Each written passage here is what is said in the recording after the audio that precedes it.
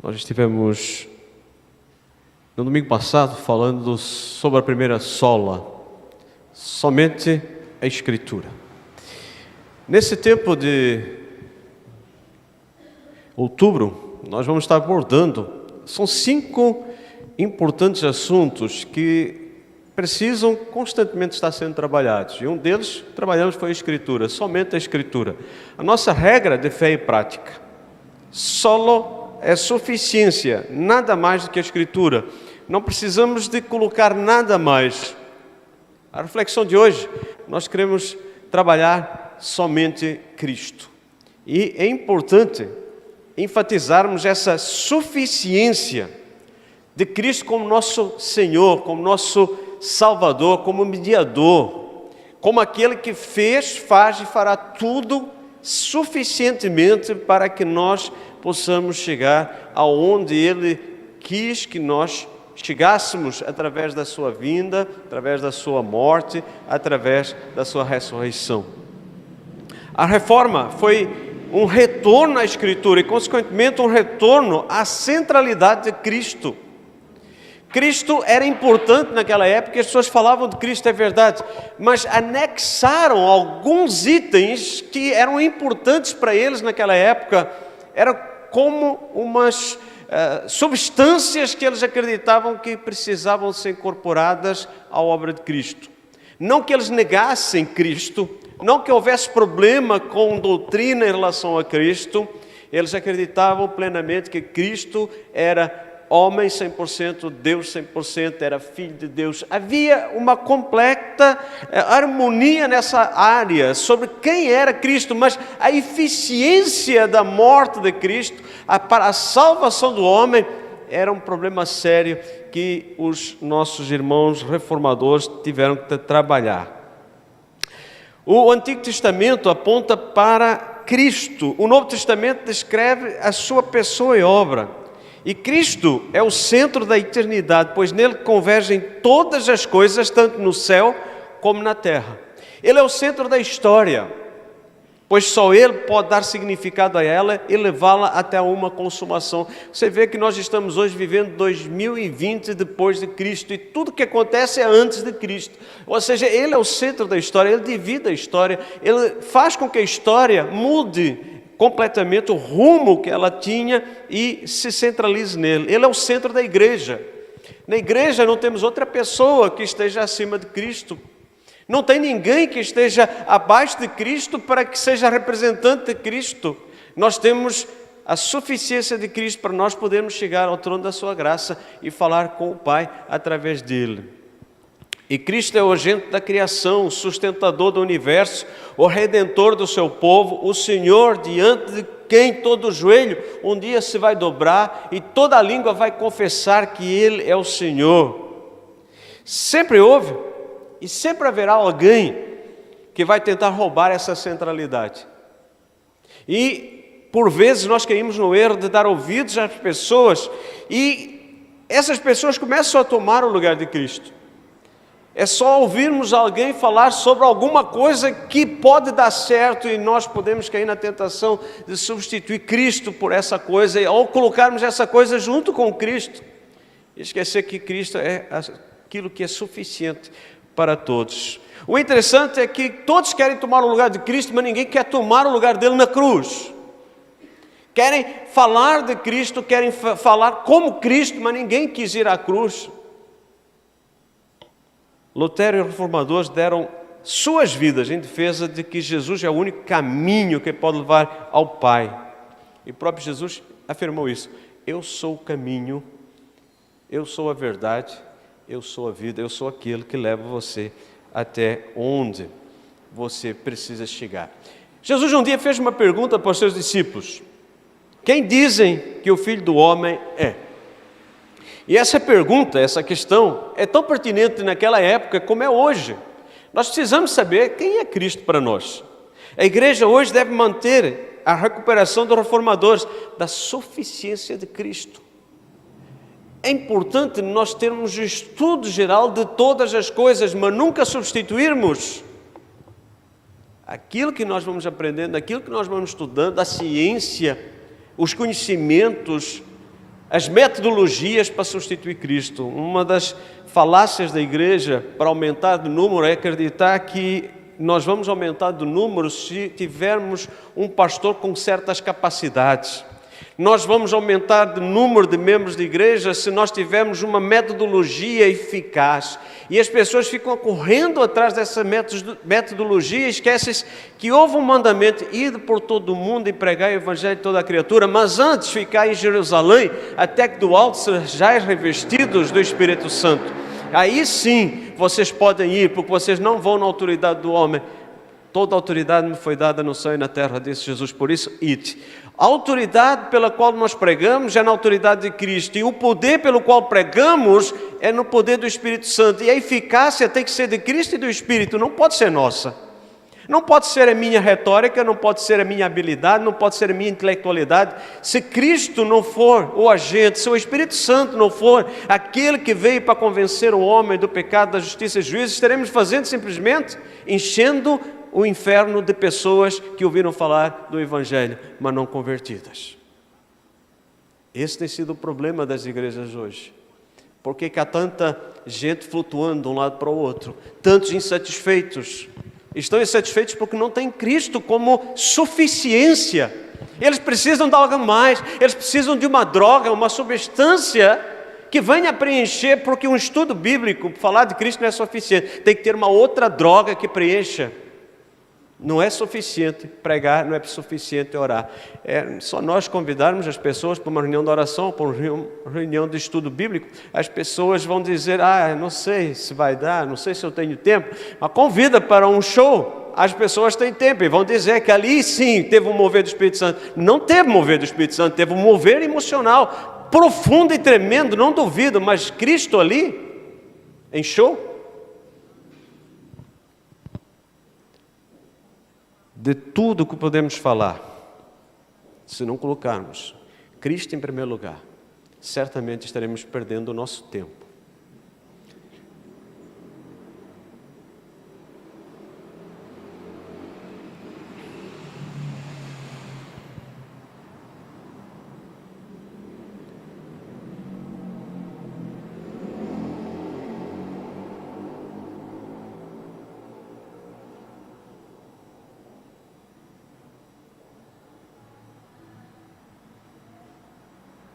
Pois a justiça de Deus é revelada de fé em fé. Como está escrito, o justo viverá pela fé. E então? Cara vigário, encontramos alguma coisa aqui sobre relíquias? O homem vive pela fé e é justificado por ela, e não por aquilo que faz para si mesmo. Seja a adoração de relíquias, o canto nas missas, peregrinações a Roma, a compra do perdão por seus pecados, mas pela fé naquilo que Deus já fez por ele através de seu Filho. Dr. Martin, se você deixar o cristão viver só pela fé, se você acabar com estas boas obras, essas coisas gloriosas a que chama de meras muletas, que colocará em seu lugar? Cristo. O homem só precisa de Jesus Cristo. Essa foi a resposta de Lutero. Aquilo que o homem precisa é de Cristo. E, infelizmente, hoje continua-se a tentar arranjar alguma solução para nós estarmos trabalhando as coisas para que dê certo. Qual é a estratégia? Qual é o próximo passo que eu vou usar para que dê certo? Esquecemos que dar certo é fazer aquilo que Jesus mandou, não é fazer aquilo que nós achamos. Não é o emocionalismo. Não é uma estratégia melhor, não é algo moderno que aconteceu, é simplesmente a palavra. Este Jesus é pedra rejeitada por vós, os construtores, a qual se tornou a pedra angular. E não há salvação em nenhum outro, porque debaixo do céu não existe nenhum outro nome dado entre os homens pelo qual importa que sejamos salvos. Essa foi a resposta de Pedro. Simples. Ele não acrescentou nada, não fez nada. O que é que aconteceu? Qual foi o fator? 3.000 almas tinham se convertido e agora há uma mudança no projeto. Mas eles continuam somente falando de quem? De Cristo. Os apóstolos falam de quem? De Cristo. Eles pregam a quem? Cristo. E o apóstolo Paulo chega a dizer Cristo e Cristo crucificado.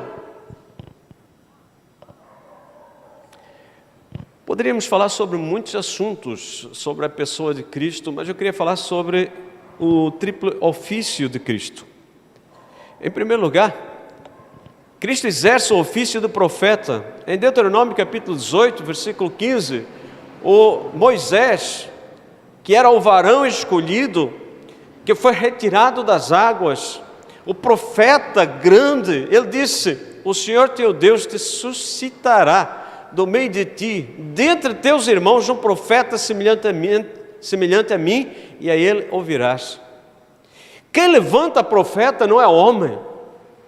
Esse é um ponto extraordinário. Está aqui, é profecia sendo dada. O Senhor teu Deus, Ele vai levantar um profeta, e vai levantar um profeta no meio de ti, e mais ainda, dentro dos teus irmãos. Ou seja, alguém que nasceu dentro do povo de Deus, no meio do povo de Deus, dentro do povo de Deus, um profeta semelhante a mim, ou seja, era humano. A ele ouvirás. Quando nós pensamos nessa atividade de Cristo, nessa atividade como mestre, o profeta que ensina, ele ensinou, ele entrou na sinagoga e ensinava a palavra. Ele também é o apóstolo da nossa confissão. Em Malaquias, ele é o anjo da aliança. Em João capítulo 1, versículo 1, ele é a palavra, o verbo de Deus. Em 1 Coríntios, ele é a própria sabedoria de Deus. Em Colossenses, os tesouros da sabedoria e do conhecimento estão em Cristo. Para ser o perfeito profeta, Cristo tinha que ser tanto Deus quanto homem. Isto é importante.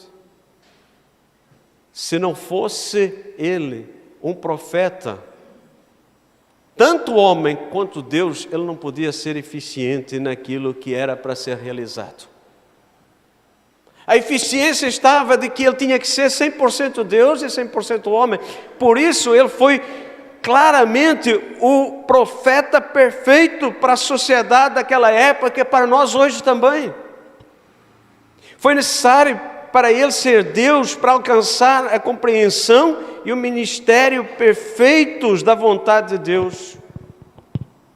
Deus tinha um plano e Deus tinha um propósito, e ele tinha que ser esse varão perfeito, esse profeta, não como os outros. Os outros tinham sido levantados por Deus, mas eram homens pecadores. Este não tinha pecado. Se ele não tivesse sido homem, ele não poderia ter devidamente declarado essa vontade para o homem através da sua própria pessoa. Ele próprio não podia dizer que ele era aquilo que ele era, se ele não fosse quem ele era ser. É por isso que nós temos que ficar atentos hoje.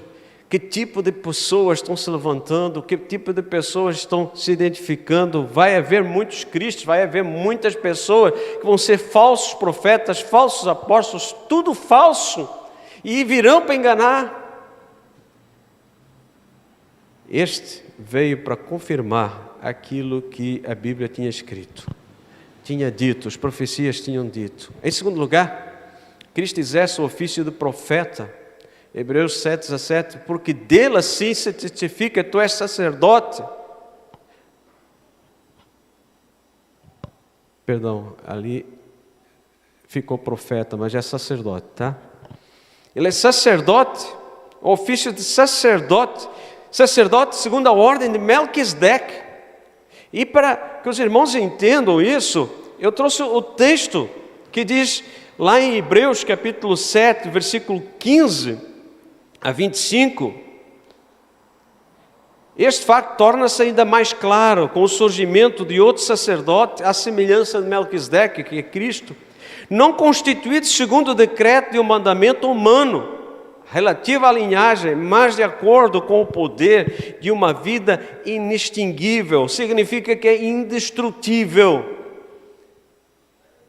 Esse profeta veio também como sacerdote de uma linhagem, segundo Melquisedeque, mas ele era alguém que não iria morrer, não iria acabar, era inextinguível. porque sobre ele está escrito: tu és sacerdote para sempre, não vai terminar. Ele continua no exercício de sacerdote hoje, conforme a ordem de Melquisedeque. Assim, o mandamento anterior é anulado por causa da sua fragilidade. O que acontece é que toda a lei, ela em Cristo foi cumprida. Jesus veio para celebrar um novo pacto, e só alguém com as condições dele poderia fazer isso. Nós já vamos ver isso aqui à frente. Ele veio para cumprir algo que era frágil no passado, pois a lei jamais conseguiu aperfeiçoar, não conseguiu aperfeiçoar nada, sendo, portanto, estabelecida uma esperança muito superior, no meio da qual temos pleno acesso a Deus. Você lembra que no velho pacto, o homem não conseguia ir diretamente a Deus. Ele tinha que fazer ofertas, ele tinha que fazer sacrifícios. Tinha que ter alguém que fizesse isso por ele. Este sacerdote, ele veio para fazer aquilo que a lei não permitia. Mas através da morte dele, você hoje tem acesso. Você hoje pode chegar a Deus Pai. Não há mais o véu da separação. O próprio véu foi rasgado. O corpo de Cristo foi rasgado. O véu foi rasgado. E não foi sem juramento que esse facto se deu.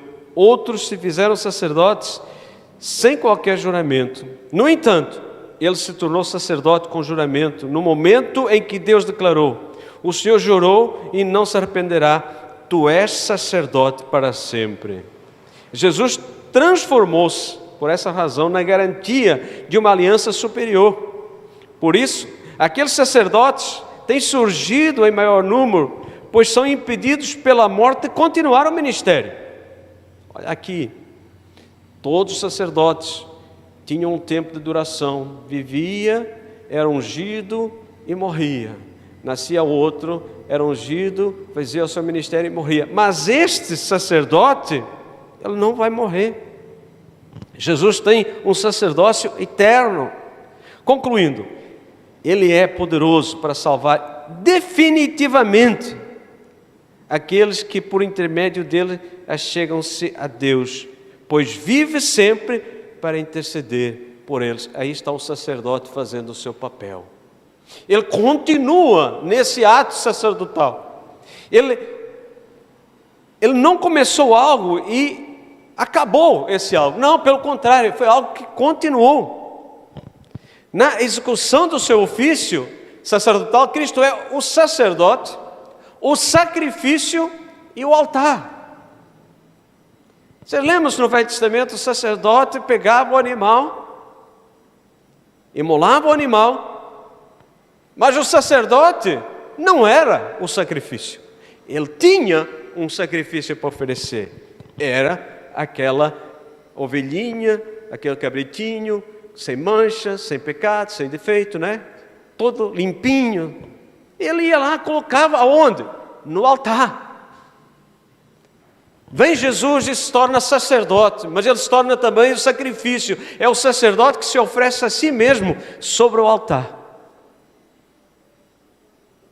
Por isso, ninguém pode estar nem perto de se poder comparar com Cristo.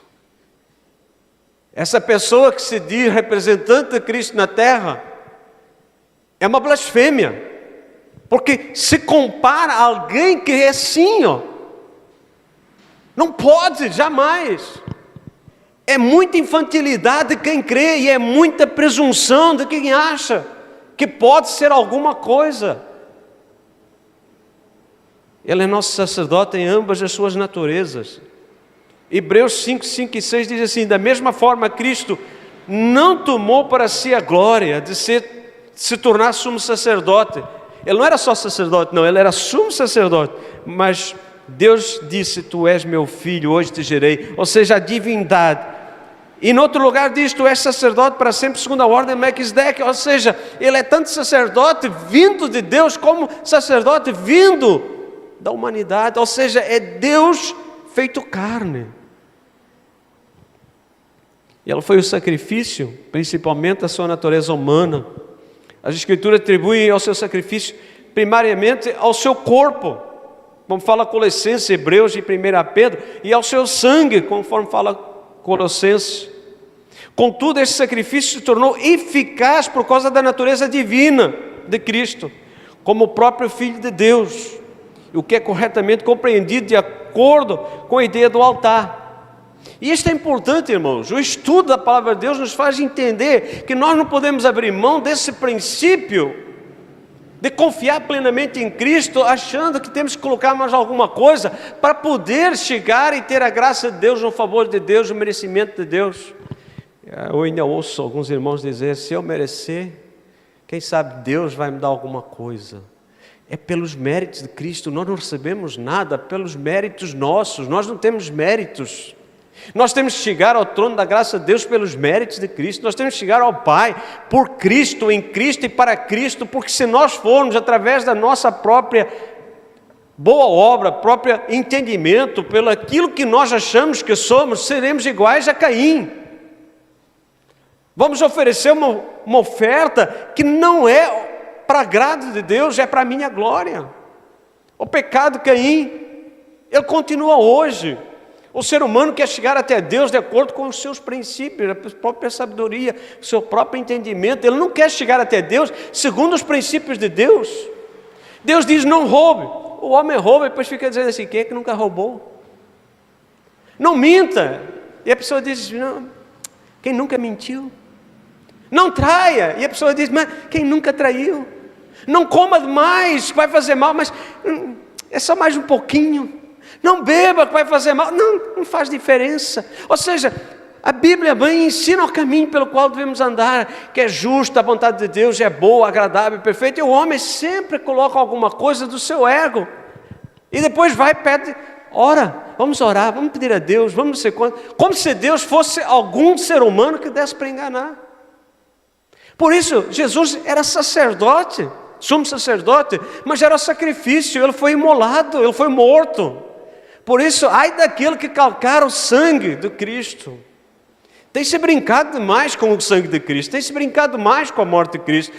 O ser humano está brincando mais com o Evangelho de Cristo, está se negociando a palavra de Cristo, está se manipulando as pessoas com a palavra de Cristo. Isso é errado.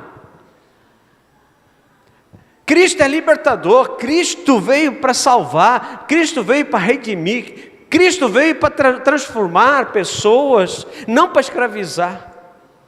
Então é importante nós entendermos todo esse significado. Em Hebreus capítulo 9, versículo 14 em diante, diz assim, quanto ao mais, então, o sangue de Cristo, que pelo Espírito Eterno se ofereceu de forma imaculada a Deus, purificará a nossa consciência de atos que levam à morte. Ou seja, o que leva você para o céu? O que faz com que você não seja condenado? É o sangue de Cristo. Diz aqui claramente que é o sangue que nos purifica. Não são os nossos atos, os nossos cultos. Hoje o culto foi uma bênção, né? É que emocionou, mexeu, mas o culto a Deus é quando Ele enche-me de paz, de alegria, de perdão, de santidade, de purificação, em que eu me sinto, não eu, mas Cristo em mim. Não a minha vontade, o meu eu, o meu gosto, mas é o gosto de Cristo, o sabor de Cristo, o bom cheiro de Cristo. É mudança de pensamento quanto a esse cristianismo que tem sido divulgado por aí. Eu estava vendo um vídeo e achei interessante. Era uma conferência dos nossos irmãos lá de Espanha, não sei que país era. Eles falavam espanhol. E ela estava dizendo, a irmã estava dizendo, pregamos a Cristo de forma errada durante anos. Durante anos, olha, era uma conferência internacional. Ela dizendo, pregamos a Cristo errado durante anos, dizendo para as pessoas, venham que é Cristo, Cristo vai dar para você isto, Cristo vai dar para você aquilo, Cristo mais disto, pois Deus, tudo, Cristo dá tudo. A pandemia veio Parece que Cristo não está dando nada, né? Quantos irmãos nossos já partiram por causa dessa pandemia? Cadê Cristo? Ele não ia salvar todo mundo da pandemia? Não ia proteger todo mundo? Aí ela disse, por outro lado, pregaram outro evangelho. E a conferência estava assim sendo maravilhosa. Aí eu tenho que parar de ouvir a conferência, porque ela estava reconhecendo o tempo que estiveram pregando aquilo que não era para pregar, pregando aquilo que não está na Bíblia. Você não encontra na Bíblia. Tem outro lado que prega, se você aceitar Jesus, você vai ver, só vai ter problema na sua vida. Isso aí é doideira. Isso não é evangelho. Você vai aceitar Cristo, a sua vida vai virar um inferno. Quem que é Cristo então? A partir do momento que você aceita Cristo, meu irmão, você passa a ser a pessoa mais abençoada da terra. A partir do momento que você tem Cristo na sua vida, o seu nome está escrito no livro da vida, o Espírito Santo está em sua vida, você vai ter capacidade para enfrentar todos os problemas, todas as dificuldades, todas as doenças, todas as angústias, todos os problemas. Você vai ser mais do que vencedor. Esse é o Evangelho. Nem um lado, nem o outro. Esses dois extremismos, falando que o Evangelho dá tudo, ou você vai para o Evangelho e acontece tudo, tragédia, isso não é o Evangelho de Cristo.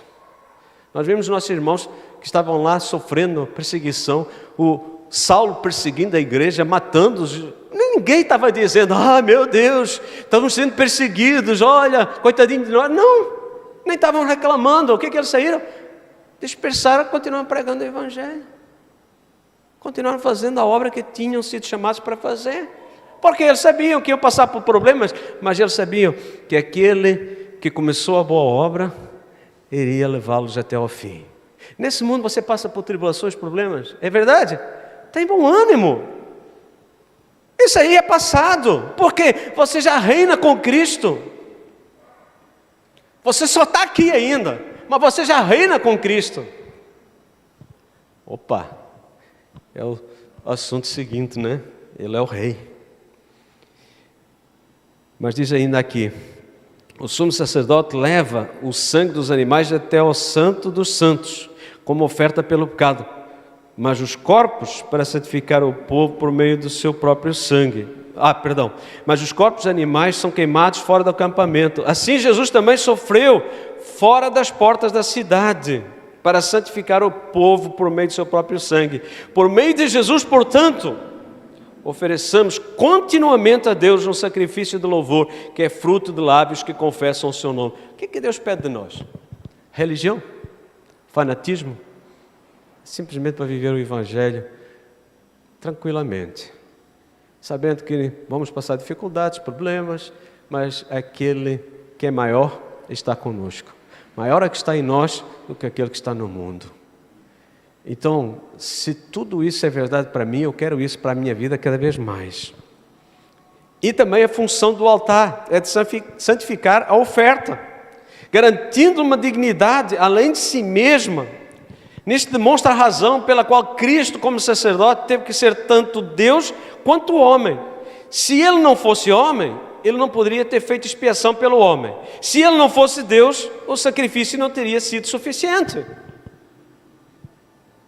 É isso. Por isso eu fico triste quando ouço alguém falar de um representante de Cristo aqui na terra, qual como Cristo, que tem uma infabilidade quando fala. Que isso? Que doideira é essa? Não pode. Não há à face da terra ninguém que possa preencher nenhum requisito desses que nós acabamos de falar. Então é impossível ter alguém que possa falar em nome de Cristo, por Cristo, para nós. A palavra já fala isso. Por isso, nesse tempo de falsos profetas, fique atento, que eles vão falar. E, em terceiro lugar, Cristo exerce a função no ofício de rei. Daniel, não você, Daniel é esse aqui, tá? 7,14, olha aí, foi-lhe outorgada toda a autoridade, glória e posse do reino, para que todos os povos, nações, línguas o adorem e sirvam. O seu domínio é domínio eterno, que jamais terá fim, e o seu reino jamais será destruído. Irmão, eu faço parte desse reino. Amém? Você faz parte desse reino? Amém? Irmão, esse é o reino que nos espera. Não nos espera, nós já estamos dentro. Eu não estou à espera que Jesus venha para eu começar a reinar. Eu já estou reinando com Cristo pela fé. Assim como eu já ressuscitei com Cristo, eu já estou nos lugares celestiais em Cristo. Eu já reino com Cristo e em Cristo. O seu reino será chamado reino de Deus, o reino de paz e glória, o reino da luz, o reino de glória, o reino dos céus, o mundo vindouro. O seu reino, o governo de Cristo está sob o seu poder para dispensar e administrar com força e autoridade, pois todas as coisas pertencem à salvação do homem. Só Deus, através de Jesus Cristo, pode salvar o homem. E Ele tem esse poder para salvar. Este reino é universal, não é territorial agora. Ele engloba todas as eras, sendo eterno. O governo de Cristo está acima de todos os homens. Cristo governa tanto a atividade exterior como a atividade interior do homem. Aqui na terra nada acontece sem que Cristo permita, mas dentro do homem tudo que acontece é porque Cristo opera. Ele opera de nós tanto o querer quanto o efetuar. Por isso, se hoje ouvirdes a sua voz, como diz a Escritura, não endureça o seu coração.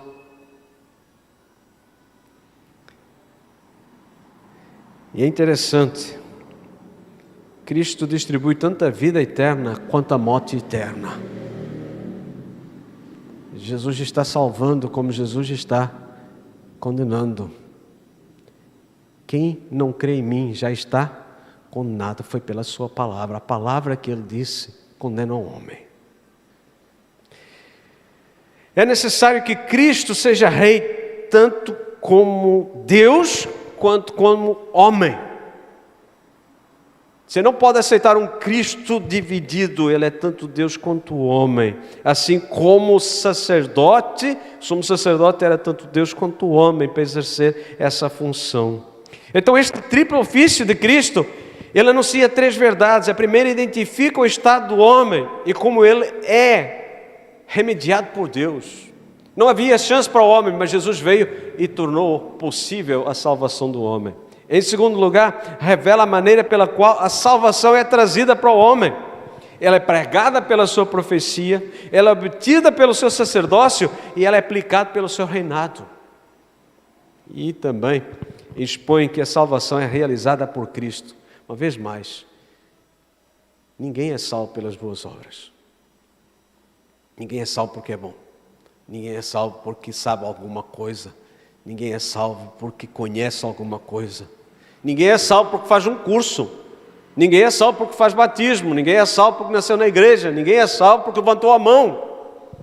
A salvação é algo que é regeneração. É o poder de Deus dentro do ser humano, arrancando o coração de pedra e colocando o coração de carne, arrancando a velha vida, colocando a nova vida. É por isso que ele diz para ir por todo mundo e pregar essa boa nova. Há chance para esse homem. Eu quero fazer um desafio. Cristo deve ser o centro das nossas vidas. Da mesma forma que Cristo é o centro de toda a Bíblia, Ele deve ser o centro das nossas vidas. Não é como aquela mensagem que diz que você é o centro do coração de Jesus. Você é amado por Deus, mas Cristo tem que ser o centro da sua vida. É o contrário. Eu tenho que olhar e ver se eu estou fazendo aquilo que Cristo quer. Porque dizer que Cristo olha para mim e eu continuo vivendo da mesma forma, mundana, pecadora, ensimismado, dizendo que eu sou o centro do coração de Jesus, vivendo essa velha vida, nunca. Somente aqueles que são salvos podem dizer isso. Quem está perdido, perdido está e para o inferno irá. É por isso que precisa de ter Cristo no centro da sua vida. Porque sem Cristo no centro da sua vida, não adianta aí eu pensar que Cristo me ama, ficar emocionado que Cristo me ama, eu continuo vivendo do mesmo jeito, da forma que eu quero. Cuidado com essas mensagens. São lindas, apaixonantes, mas não levam o homem ao arrependimento. Sem arrependimento, sem confissão de pecados, sem reconhecer que é indigno, eu não tenho dignidade. Uma vez mais, quero frisar isso: ninguém tem dignidade diante de Deus, ninguém merece a salvação diante de Deus, ninguém merece ser salvo por Deus. É um ato da misericórdia de Deus. Ninguém pode roubar o lugar de Cristo em nossos corações. Nenhum ser humano, independente do que seja, do que já fez, do que é capaz de fazer, pode tomar o lugar que pertence a Cristo. Ou seja, qualquer um que leva uma mensagem que tenta tirar o foco de Jesus e trazer para si mesmo, já perdeu e não está no caminho certo. Esse é o problema. As pessoas estão focando no homem, achando que o homem é o centro. O centro é Cristo, é contrário. Enquanto não houver essa visão clara, continuamos a fazer uma nova reforma. Todos os anos temos que fazer uma reforma, porque cada vez nós temos mais evangelho sendo pregado, centralizando o homem na história, como se Jesus tivesse vindo à terra por causa do homem. A causa foi o homem, o problema foi o homem,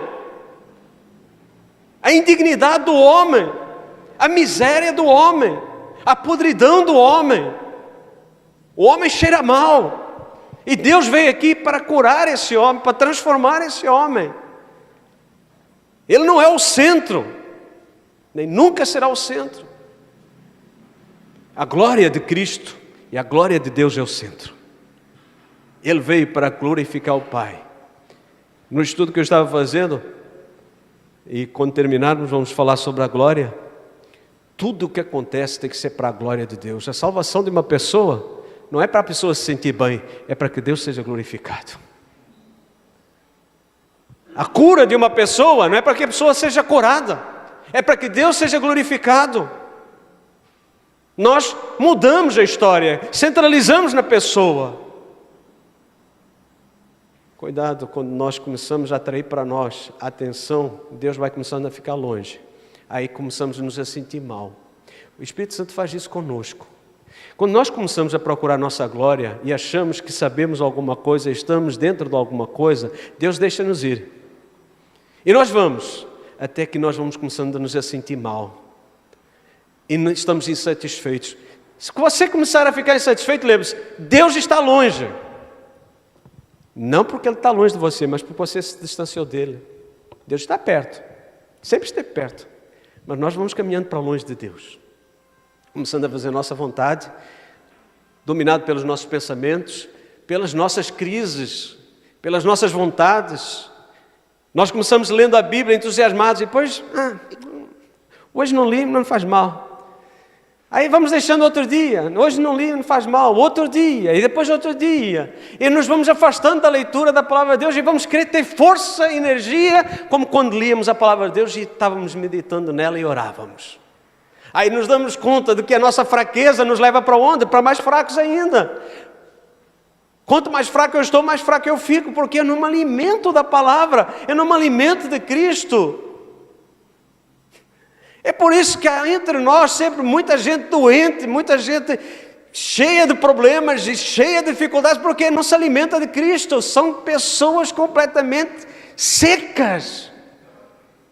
Você espreme, não sai nada, porque é de Cristo que tem que me alimentar, não é de mensagens bonitas, não é de coisas bonitas, é meditação na lei do Senhor de dia e de noite, a árvore plantada junto a ribeiros, que não seca, que dá fruto na estação certa. É qual? É o cristão que tem o prazer na leitura da palavra do Senhor, na meditação da palavra do Senhor, na leitura, na oração, na comunhão dos santos. Por isso o desafio, Cristo o centro da nossa vida.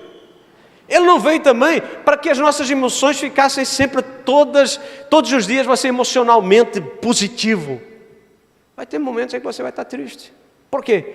É na tristeza que nós fazemos uma reflexão. Chegou o provérbio a dizer que é melhor ir na casa de luto do que na casa de festa. Porque na casa de luto nós vemos como é que terminam as coisas, ou seja, a gente faz uma reflexão. Você não tem que andar 100% todos os dias numa grande felicidade. Mas você precisa todos os dias ter Cristo no centro da sua vida. Por isso é que diz o apóstolo Paulo, quer comais ou bebais, quer você esteja trabalhando, quer você esteja na sua família, quer você esteja viajando, quer você esteja comprando, quer você esteja fazendo o que for, faça tudo para a glória de Deus, ou seja, centralize tudo que você faz em Cristo, em Deus. Devemos analisar como estamos colocando a nossa fé em prática. Jesus é o centro do nosso louvor e adoração.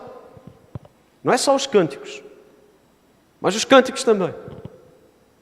Ele é o centro do nosso louvor e da nossa adoração. Jesus é a razão dos nossos atos religiosos. Nossa motivação ao fazer algo para Deus é para agradar a Cristo ou aos homens? A gente tem que fazer uma reflexão. A gente às vezes perde tanto tempo para agradar as pessoas. Eu estou parando com isso há muito tempo. Agradar pessoas, sabe o que acontece? Você agrada um, desagrada outro. Eu aprendi isso no meu casamento há 24 anos atrás, quando a minha esposa disse, vamos fazer uma recepção. Eu disse, não vamos fazer não dar comida para os outros, para quê? Encher a barriga dos outros? Ela, não, e fizemos. Convidamos pessoas. As pessoas que não foram convidadas ficaram chateadas. Olha que grande amigo que é, né? Fica chateado. E aqueles que foram reclamaram das coisas que aconteceram. Eu disse, para que fazer isso? Por isso eu aconselho, quando vem alguém casado, disse, não dá recepção não. Você dá comida para os outros que vão comer e vão sair reclamando. Você nem faz uma coisa nem outra, nem faz festa, nem agrada. Respeito quem faz, tá? Mas essa é a verdade. Vai ter sempre alguém que reclama, né? Porque não foi, né? Aconteceu, né? Você esqueceu de mim. Que bom, você casou. Um abraço, meu filho. Eu não fui, mas é como se tivesse ido. Não, você não convidou. Ou seja, a tendência que nós temos, a preocupação que nós temos, que as pessoas gostem de nós. Então, pouco me importa se gosta ou não gosta, eu quero pregar o Evangelho. Eu quero saber se Cristo está gostando daquilo que eu estou fazendo. Eu quero saber se Cristo está aprovando o que eu estou fazendo. Eu quero deitar no meu travesseiro e falar com Ele. Como é que foi o dia, Pai? E Ele disse, tá joia. Falhou ali, mas vai melhorar amanhã. Mas não, a gente faz tudo para agradar as pessoas. Deita na cama frustrado. Porque uma porção de pessoas vai ficar reclamando porque nós não conseguimos satisfazê-las. Porque a satisfação do homem é insaciável. É só nós olharmos para nós mesmos. Nós somos insaciáveis. Quanto mais temos, mais queremos ter. Quanto mais possuímos, mais queremos possuir. Quanto mais dominamos, mais queremos dominar. Quanto mais poder temos, mais poder queremos ter. É sempre assim, o ser humano tem que ser controlado pelo Espírito. Por isso é que Cristo tem que ser o centro da nossa vida. Se somos dele, entendemos que quem Ele é, o que Ele fez por nós, e não podemos tirar o foco da luz dele. Isto é muito importante, irmãos. Somente em Cristo somos aceitos pelo Pai. Ninguém vai para o céu se não for através de Cristo. Ninguém vai ao Pai a não ser para mim. Somente por causa de Cristo somos atendidos pelo Pai. Por isso você pode ir no Santo dos Santos em nome de Jesus e o Pai vai ouvir. Somente em Cristo somos amados pelo Pai.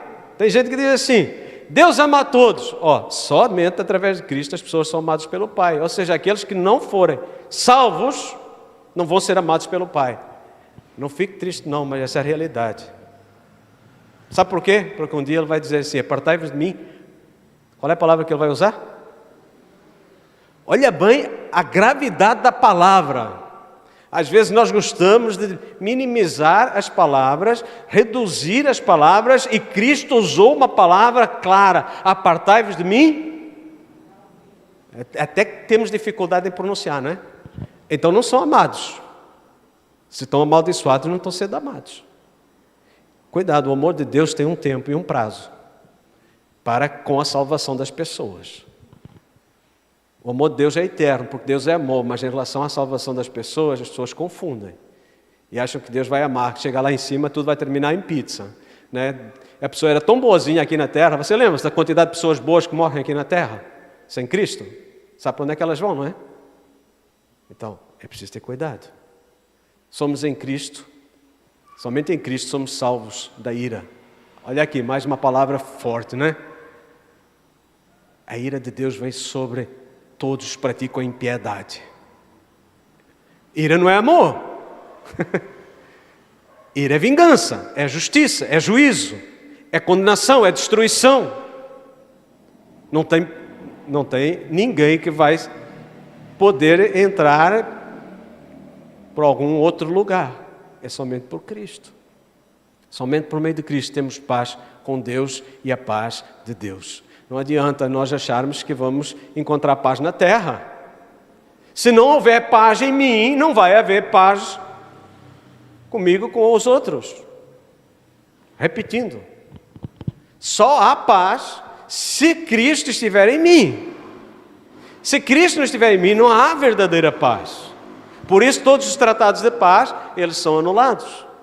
Por que caem todos os tratados de paz? Porque não são feitos na paz. Na paz que nós devemos ter em Deus e com Deus. E sem Cristo, nada podemos fazer. Jesus mesmo disse isso, né? Sem mim, nada podeis fazer. Você quer fazer alguma coisa para a glória de Deus? Faça com Cristo, torne Cristo o centro da sua vida. Sua casa, sua família, seu trabalho, seu dia a dia. Esqueça as outras pessoas. Centralize em Cristo. Quando Ele manda amar o próximo como a você mesmo, Ele primeiro diz para amar a Ele, acima de todas as coisas. E somente quando você centraliza em Cristo, tem a possibilidade de encontrar alguma forma de amar os que estão à sua volta, de perdoar os que estão à sua volta, de conviver com os que estão à sua volta, porque sem Cristo nada podemos fazer. Irmãos, estamos encerrando por aqui. Ele é nosso advogado, Ele é o Cordeiro de Deus, a ressurreição e a vida, pastor e bispo das nossas almas. Ele é o juiz, é Senhor dos senhores, homem de Deus, cabeça da igreja, mestre, testemunha fiel e verdadeira, rocha eterna, sumo sacerdote, a porta, água viva, pão da vida, rosa de Sarão, alfa e ômega, videira verdadeira, o Messias, santo, mediador, amado, o tronco, o carpinteiro, o bom pastor, luz do mundo, a imagem de Deus invisível, o verbo, a pedra angular, salvador, servo, autor e consumador da nossa fé, o todo-poderoso, Pai eterno, leão da tribo de Judá, o eu sou, Rei dos reis, Príncipe da paz, noivo, Filho unigênito, maravilhoso conselheiro, Emmanuel, Filho do homem, aurora do dia, o Amém, Rei dos reis, profeta, redentor, âncora, brilhante estrela da manhã, o caminho, a verdade e a vida, e mais 300 e não sei quantas referências que eu poderia falar aqui para vocês. Você imagina? Esse é o nosso Cristo. Que coisa maravilhosa é nós meditarmos na palavra do Senhor. Obrigado, irmã. Esse é um hino realmente que fala sobre esse Jesus, né? E quando ela me passou o hino, eu fui ouvir, né, na internet, e é muito bom. A gente vê como várias pessoas cantam e tocam esse hino, mas o foco sempre era a pessoa de Jesus. O ênfase, às vezes a melodia mudava, o ritmo mudava, mas como soava bem ouvir essa palavra Jesus, né? É muito importante quando nós vemos Cristo é tudo para mim. Primeira frase repetindo. Que Deus coloque isso no seu coração. Nessas lutas de provas, dificuldades, testes que você vive aí constantemente, coloque na sua mente, no seu coração. Cristo é tudo para mim. Não importa o que eu estou passando, não importa o que falo, não importa o que digo, não importa o que todos estejam correndo atrás. Lembre-se que não foi a multidão que aceitou Jesus. Não é verdade? Foi a multidão que crucificou Jesus, né? Foram poucos os que aceitaram Jesus. E eles viveram uma vida diferente e diferenciada. Eles não se importaram com os outros. Lembrando de Zaqueu, Zaqueu não se importou com as críticas dos outros. O que ele tinha para fazer, ele fez. Abriu a sua casa para Jesus. Abra a sua mente e o seu coração para Jesus. Deixe Jesus ser Senhor de tudo, de todos, na sua casa, no seu coração, na sua mente, para a honra e glória do nosso Deus. Então hoje nós falamos de somente Cristo. Próximo domingo estaremos falando sobre a graça de Deus. É um tema maravilhoso. Não vou ser eu que vou estar falando, mas fico muito feliz de saber que alguém que entende, que ama, assim, de paixão, esse tema que vai estar falando. Depois, a fé. O pastor Jacó vai estar falando sobre a fé. Também é paixão dele. Ele disse, eu gosto muito de falar sobre a fé. Eu disse, que bom, né? Pessoas que amam falar sobre fé, sobre isso. Então, que Deus esteja abençoando a sua semana, as suas lutas, as suas provas. Vamos terminar com oração. Mas se você tem alguma questão agora para colocar diante de Deus, vamos curvar nossa cabeça. E vamos falar para Deus o que está incomodando, o que está nos deixando tristes, ou se ainda não conseguimos colocar Cristo no centro da nossa vida. Se realmente Cristo não é o centro do nosso coração, do nosso entendimento, do nosso dia a dia, se estamos buscando outras coisas no lugar de Cristo. Pai, nós te honramos e glorificamos e sabemos que todas as coisas, elas cooperam para o bem daqueles que te amam, daqueles que são chamados pelo teu decreto. Por isso, nessa noite, nós queremos colocar diante de ti o teu povo, as lutas e as provas, as dificuldades, e talvez alguma circunstância que esteja deixando Cristo não central na sua vida, mas te pedimos que através do teu Espírito estejas trazendo a direção para que Cristo seja o centro da vida, o centro das nossas escolhas. Nós temos que fazer tantas escolhas, tantas decisões, que os nossos olhos fiquem atentos a esse profeta, sacerdote e rei. Que a tua graça seja sobre o teu povo aqui nessa noite. Seja qual for a prova, a dificuldade que estão passando, ilumina o seu entendimento. Capacita, ó Deus, através do teu Espírito Santo a tomar decisões sábias, a caminhar em caminhos que são direitos. O teu povo que está em casa, que a tua graça os alcance, ó Deus. Que a tua paz esteja com eles, que a tua direção esteja também sobre as suas vidas e que haja, ó Deus, também entendimento de quem é Cristo e como Cristo deve ser o centro da nossa vida. Leva-nos em paz, ó Deus, e que a nossa semana seja uma semana que vai refletir e que nós possamos também refletir sobre Cristo e falar de Cristo às pessoas. Nós te agradecemos e louvamos por tudo, em nome do Senhor Jesus. Amém e amém. Uma excelente semana, irmãos, que a graça do nosso Senhor Jesus seja sobre você, sobre a sua família, né? E você que está em casa também, Deus te abençoe. E você que vai ver esse vídeo, que Deus ilumine e que dê entendimento para todas as coisas. Deus te abençoe, uma boa semana.